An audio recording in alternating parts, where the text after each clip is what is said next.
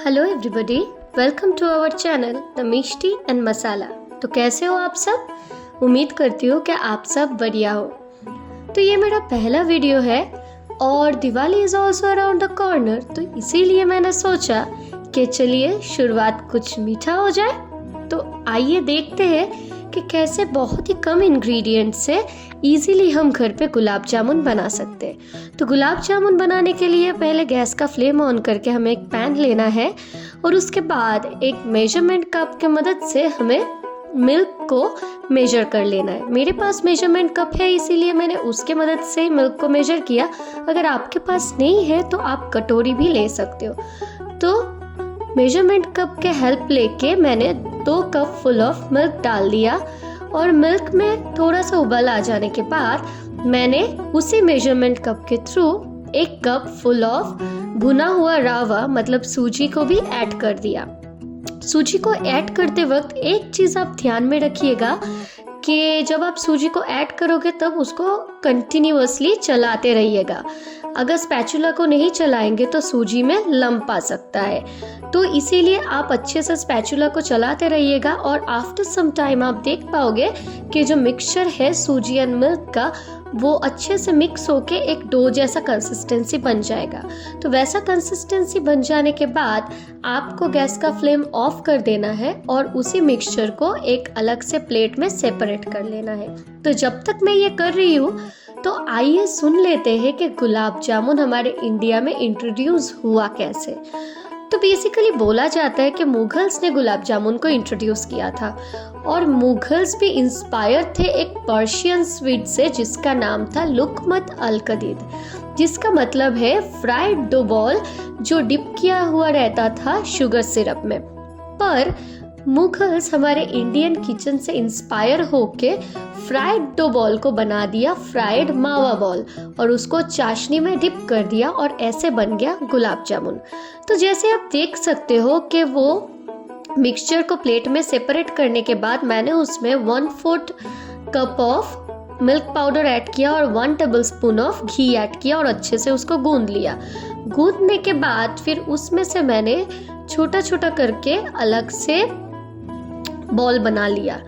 तो बॉल बनाते वक्त आपको एक चीज़ ध्यान में रखना है कि बॉल में क्रैक्स ना आ जाए, तो इसीलिए आपको क्या करना है, हाथ में थोड़ा सा घी अच्छे से लगा लेना है और उसके बाद ही अच्छे से आपको बॉल्स बनाना है, तो क्रैक नहीं आएगा। और अगर क्रैक आ जाएगा तो आपका जो रवा बॉल बना रहे हो आप तो वो टूट सकता है फ्राई करने के बाद। तो जैसे ही आप एक एक करके गुलाब जामुन के जो बॉल से रवा बॉल से उसको बना लोगे, उसके बाद फिर से आपको एक कढ़ाई लेना है और उसमें 1 cup full of sugar add कर लेना है। मेरे पास ब्राउन शुगर था इसीलिए मैंने वो ऐड किया।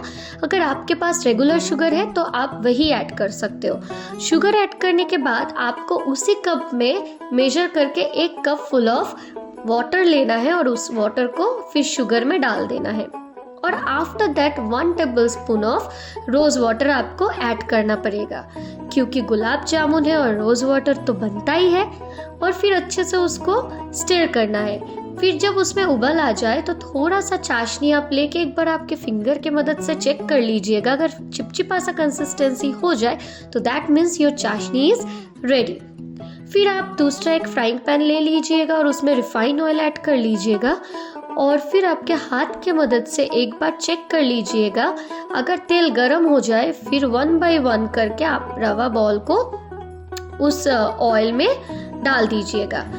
फिर उसको डालने के बाद उसको अच्छे से फ्राई कर लीजिएगा और फ्राई करने के वक्त एक चीज़ ध्यान पे रखिएगा कि वो ओवर कुक भी ना हो जाए और जो फ्राई कर रहे हो वो कम भी फ्राई ना हो, परफेक्ट होना चाहिए, तो ही आपका जो गुलाब जामुन है वो सॉफ्ट बनेगा। फिर जब आप देख सकते हो कि ऐसा जब रेडिश ब्राउन कलर का कलर आ जाए आपके रवा बॉल में तो तब आप उस गुलाब जामुन को उठा के अलग से एक प्लेट में सेपरेट कर लीजिएगा और फिर जो चाशनी था उसको एक बाउल में डाल लीजिएगा और फिर उसी बाउल में 1 बाय 1 करके वो रवा बॉल को आप डिप कर दीजिएगा चाशनी में। फिर एक एक करके डिप करने के बाद you have to wait for 7 to 10 minutes. तो 7 to 10 मिनट्स के बाद आप देखोगे कि tada, your gulab jamun is ready to serve. फिर आप एक कटोरी में एक एक करके गुलाब जामुन को अलग कर लीजिएगा और उसमें थोड़ा सा चाशनी भी ऐड कर लीजिएगा, तो आपका गर्मा गर्म गुलाब जामुन इज़ रेडी।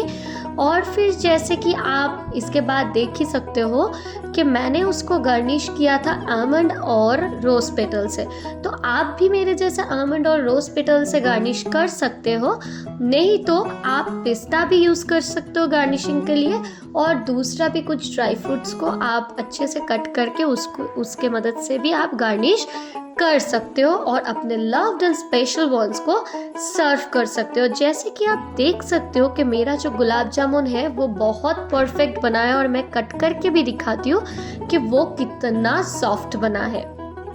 और मेरा गुलाब जामुन सिर्फ सॉफ्ट ही नहीं बना है, टेस्ट वाइज भी वो बहुत ही टेस्टी बना था।